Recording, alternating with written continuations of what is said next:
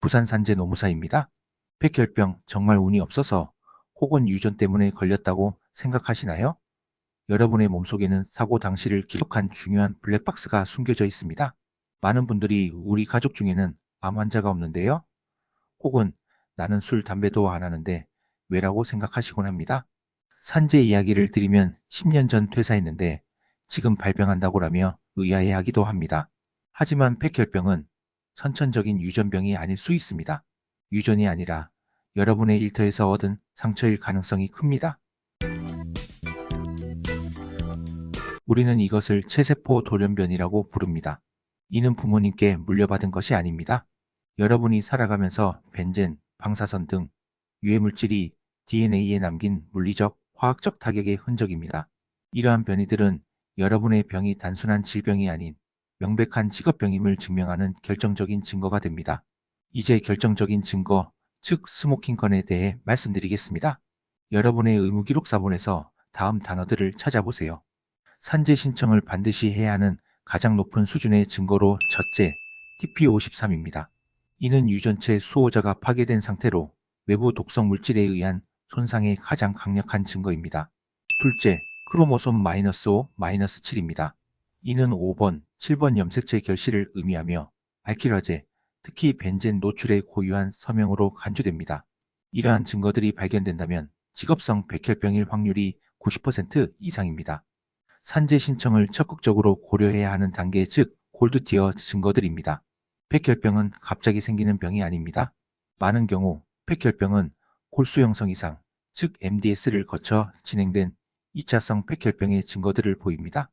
ASXL1, RUNX1, SRSFE와 같은 유전자 변이들이 여기에 해당하며 그중 ASXL1은 가장 흔하게 발견됩니다. RUNX1, 이러한 변이들은 장기간의 유해 인자 노출로 인해 골수 손상이 축적된 결과임을 명확히 입증합니다.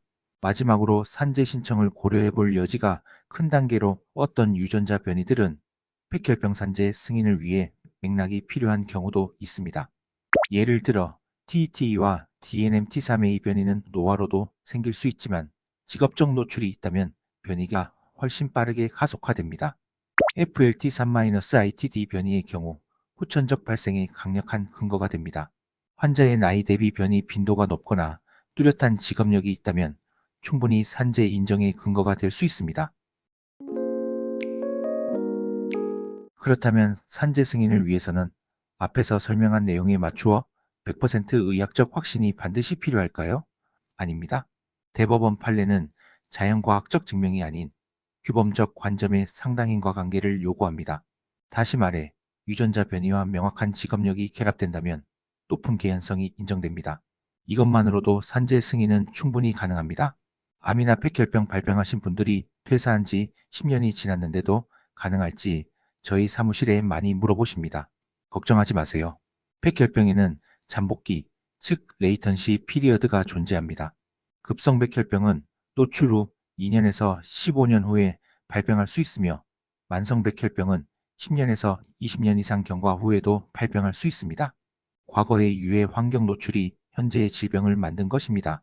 그러니 위에 설명한 체세포 변이 양상이 보인다면 절대 포기하지 마세요.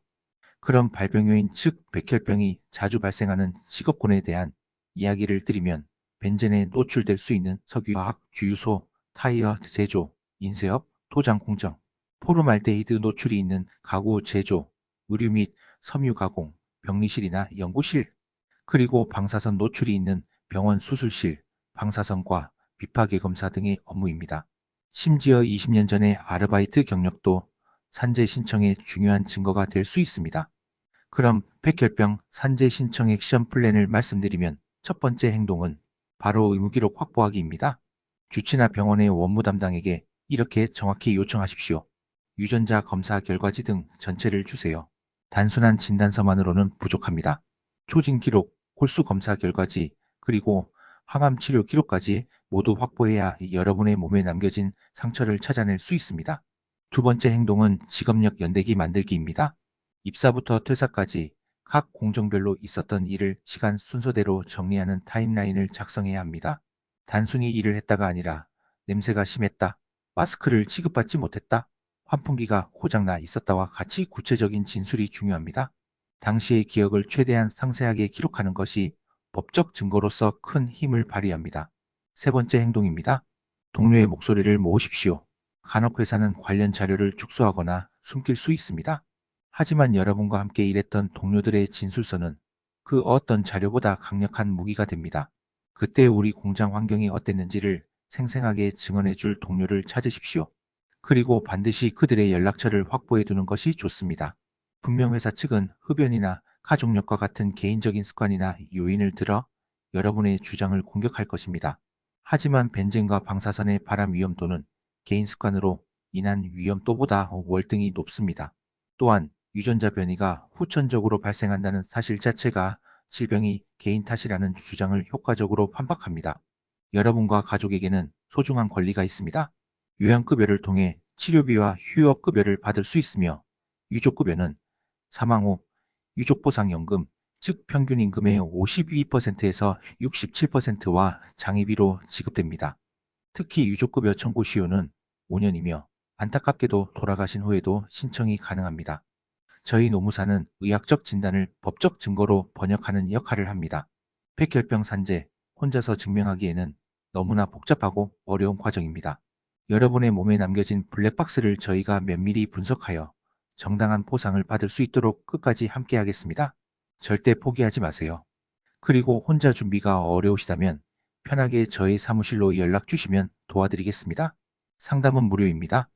그리고 본 영상이 조금이라도 도움이 되었다면 새싹 유튜버를 위하여 좋아요, 구독으로 응원도 해주세요. 너무 감사합니다.